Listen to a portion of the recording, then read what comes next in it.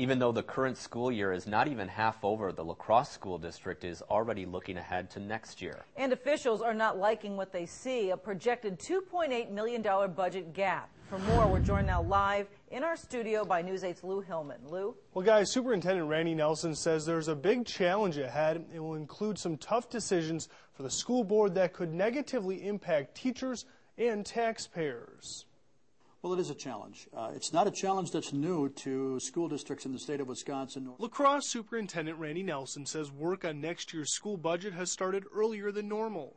That's because the district is projecting a big budget gap, caused in large part by a drop in state aid and expiring stimulus money.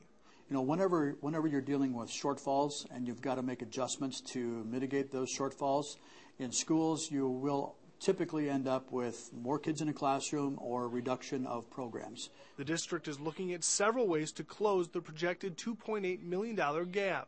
One possible option is changing the health insurance plan for staff members, which could save about $1 million.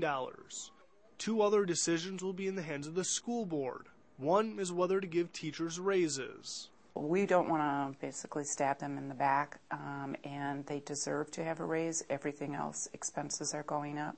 School Board President Christine Clare says another tough decision is whether to levy an additional $50 in taxes for each student.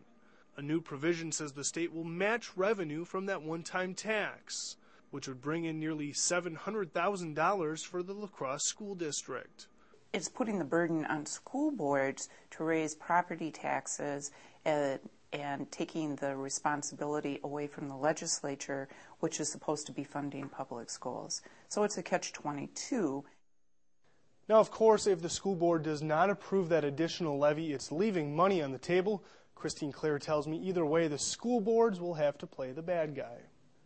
Thanks a lot, Lou. Now, Superintendent Nelson tells us it's too early to know where any possible cuts would come from in the district. And officials hope to have a much better idea by March exactly how big that budget gap will be.